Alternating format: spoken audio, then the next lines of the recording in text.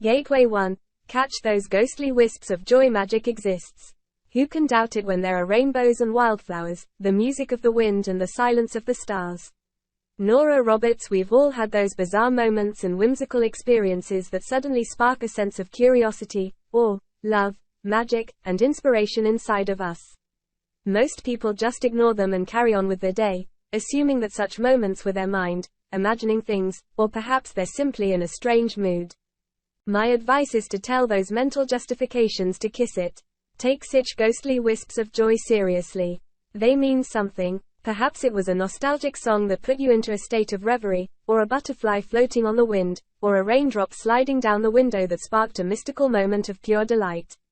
Whatever that wisp of joy was, don't let it float away into the ether. Pay attention. Contemplate it. Better still, journal about it and what it meant to you.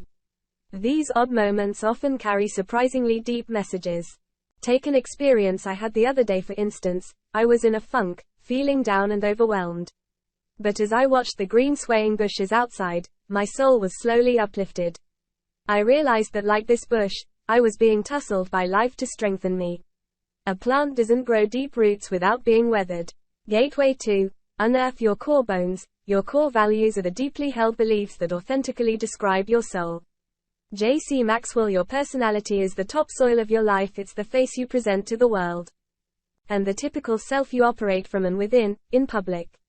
But we are so much deeper than our personalities. Think back to when you were 5 years old, 15 years old, and 25 years old. Think about how your personality changed. There are certain core bones within us, however, that do not change. And to find your soul purpose, you'll need to do some soul searching to unearth what these are. There are 3 main layers to uncover within us, and these are our core values, or what principles we hold onto so strongly at our center that they are absolutely non-negotiable. We could never abandon them. Core gifts, or the natural talents and abilities we were born with that contribute to our soul's maturation and that we are exceptionally good at. Core wisdom, or the mysterious knowledge we know without knowing how. Most intuition comes from this core wisdom that we're born to manifest. How do we unearth these core bones? There are many routes, but some examples may include reading books, meditating, going on shamanic or visionary journeys, going to therapy, doing some journaling, following our passions and experimenting with new things, and practicing self-observation, self-analysis, and introspection. Gateway 3. Stillness. Silence, solitude, and nature. In solitude is healing. Speak to your soul. Listen to your heart. Sometimes in the absence of noise we find the answers.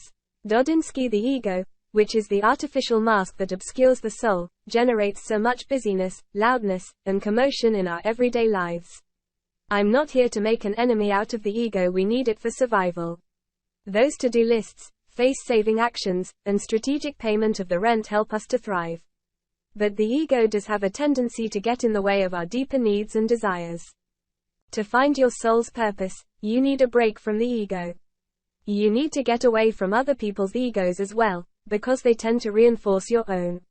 So, naturally, solitude is the easiest way to open a gateway to the mystery of the soul.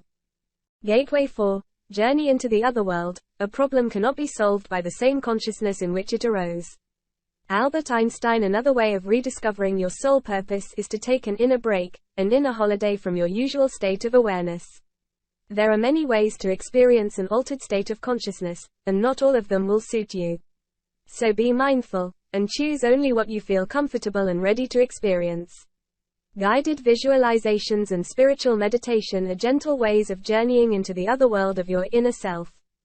You can find many free soul journey or shamanic journeying recordings on YouTube and other platforms like the app Insight Timer. You may choose to experiment with lucid dreaming, or learning how to consciously seek guidance in your dreams, or breathwork methods that induce trance states.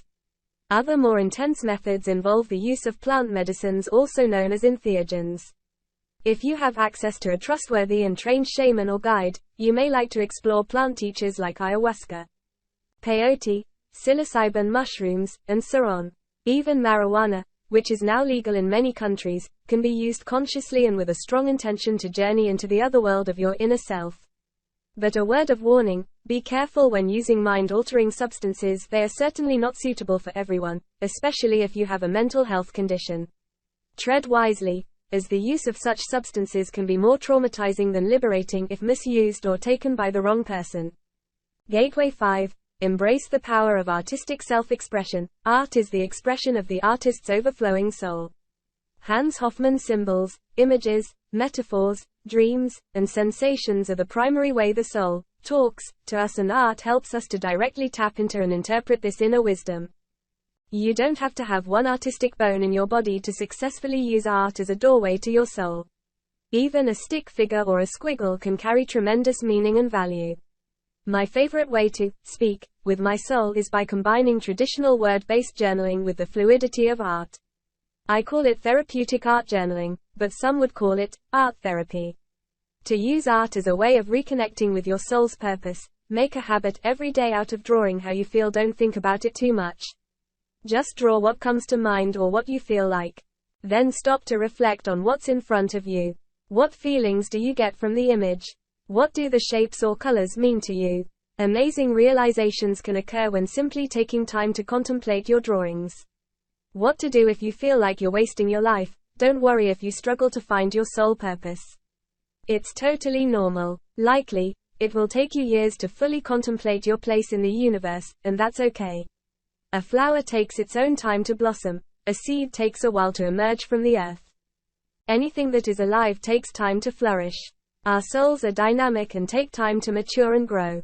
We could call the desire to find one's soul purpose also the process of soul making, in the words of poet John Keats. Professor of anthropology Bonnie Glass Coffin says it well. As I have come to realize through my life's journey, the purpose of our human embodiment is, actually, to grow a soul. Like the making of a body during 9 months of gestation, soul making is also a process. For, although we are born with it, our soul continues to develop with every life experience. Our sufferings are simply the secretions that add to its luster, like a pearl inside an oyster. Making soul is the process of a lifetime, or several lifetimes. Besides, often, the frustrating, confusing, and sobering path of trying to find your soul's purpose is a lesson itself in disguise. Any treasure worth finding will take some effort. But along the way, it will teach you so much about yourself. So hang in there. Even the detours in your life have a purpose in that they contribute toward your ultimate destiny in life.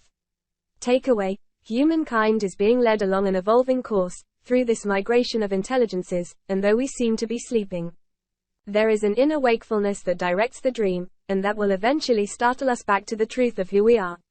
Tilda Rumi, the essential Rumi. Whether your desire to find your soul purpose was due to a sudden spiritual awakening, fortuitous synchronicity, or turbulent dark night of the soul, it is a call to adventure. It is a call from your soul itself to grow into the shoes laid before you. Some days you'll feel like you're making progress. Other days you'll cast your hands up in despair, feeling like you're lost again. But know that you can never go off course, because at your core, you are life itself. Your soul purpose is one facet of the total diamond that is the divine, and there is always, an ultimate place for you, and only you, in this world. Have you found your soul purpose? Do you intuit what it might be? I'd love to hear from you below.